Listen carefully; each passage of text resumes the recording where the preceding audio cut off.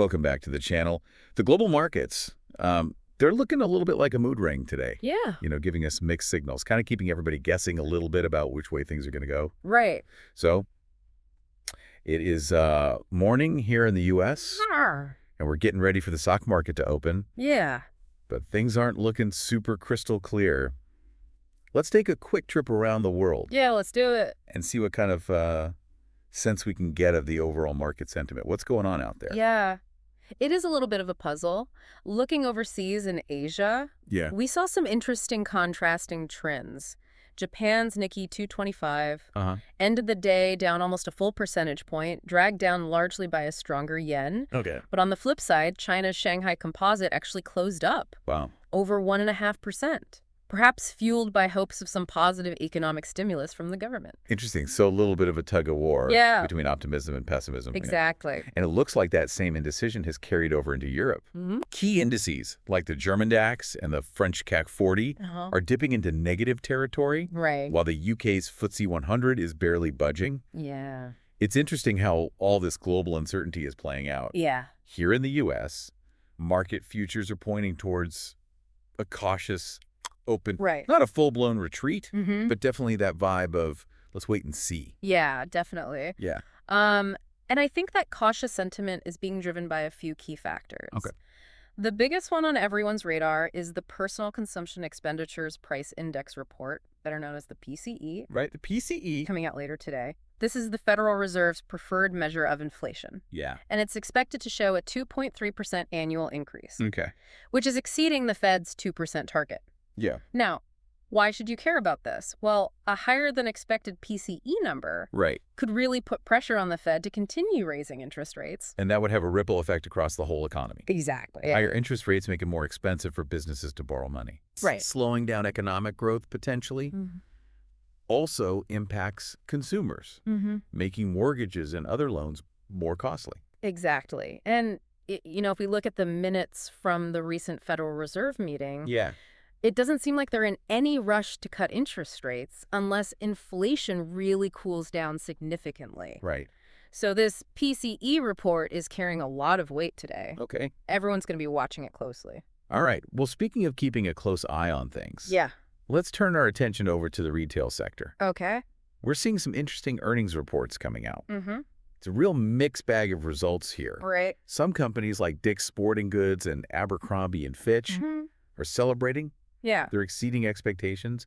But then you have others like Best Buy and Kohl's that are feeling the heat as we head into the holiday shopping season. Yeah. And what's interesting here is how these reports provide a glimpse into the health of consumer spending, which is a major driver of the U.S. economy. Yeah. So are consumers feeling confident and willing to open their wallets? Yeah. Or are they tightening their belts? Right. This tug of war between optimism and concern in the retail sector adds another layer of complexity to the overall market sentiment. Yeah. Okay, so we've got this backdrop of global uncertainty, the potential for interest rate hikes looming, and mixed signals from the retail sector. Right. What else should we be factoring into the equation as we try to make sense of the market mood? Well, beyond those headlines, there are a few other interesting forces at play. Okay. For instance, oil prices have dipped below $73 a barrel. Really? This can be partially attributed to the recent ceasefire agreement between Israel and Hezbollah, which has eased some geopolitical tensions in the region. Okay.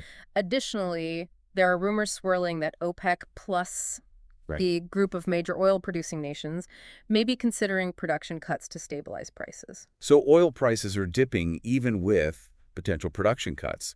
That's definitely something to watch. Yeah. On the other hand, gold is having a little bit of a moment today. Yeah. Edging up in price.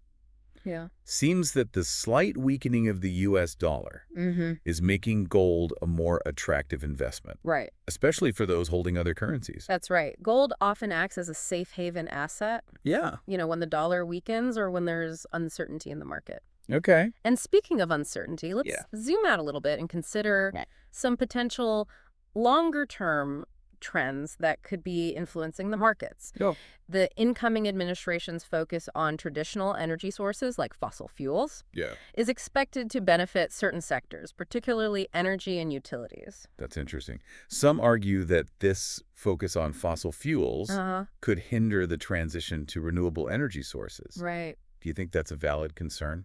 It's definitely a complex issue, with valid arguments on both sides. While the administration's emphasis on traditional energy may provide a short-term boost to those sectors, the long-term implications for renewable energy and climate change are important considerations for investors who are looking beyond immediate market fluctuations. It's also worth noting that the increasing demand for energy, driven by advancements in artificial intelligence and cryptocurrencies, could further complicate the energy landscape. So we've got these short-term market jitters playing out against the backdrop of potential long-term shifts in the energy sector. Right. And with the S&P 500 and Dow Jones having recently hit record highs, it makes you wonder, is this upward momentum sustainable? Right. Or are we headed for a correction? That's the million-dollar question. The Fear and Greed Index, which essentially gauges investor sentiment, whether they're feeling bullish or bearish, is currently pointing towards greed. This suggests that investors are still relatively optimistic. However, the Volatility Index, or VIX, is also on the rise. This index, often referred to as the fear gauge, measures market expectations of future volatility. Its recent uptick is a reflection of those global uncertainties we've been discussing, adding a layer of caution to the overall optimistic sentiment. It's almost like a game of tug-of-war between greed and fear playing out on a global scale. And speaking of tug-of-war, let's not forget the impact of individual company narratives on the market. Dell Technologies, for example, recently released mixed earnings results, causing their stock to take a bit of a hit. Yet, despite that dip, many analysts remain bullish on Dell, citing the continued boom in artificial intelligence as a key driver for future growth. Dell's situation perfectly illustrates how individual companies can have their own unique stories and trajectories. Within the broader market context, sometimes those individual narratives align with the overall market sentiment. And sometimes they diverge, creating opportunities for investors who are paying close attention. Okay, interesting. Another factor we should consider is the recent ceasefire between Israel and Hezbollah, which, while tentative, has contributed to a sliver of cautious optimism in the market. It serves as a reminder that geopolitics and market sentiment are inextricably linked. It certainly highlights how interconnected everything is. One event, whether it's an economic report, a company's earnings, or a geopolitical development, can send ripples throughout the global market. Absolutely. Trying to predict exactly how the market will react is a complex endeavor. But understanding these key factors at play can help us make more informed decisions. Absolutely.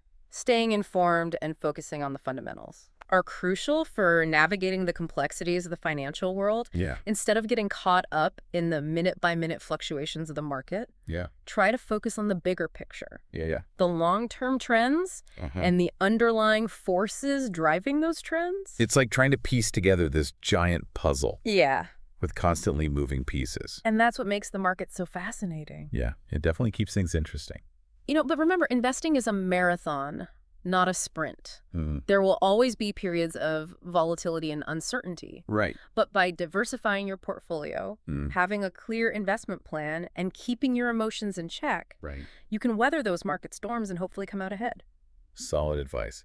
And speaking of advice, any final words of wisdom for our listeners as they navigate this complex and ever-changing market landscape? Stay curious, stay informed, and don't be afraid to ask questions.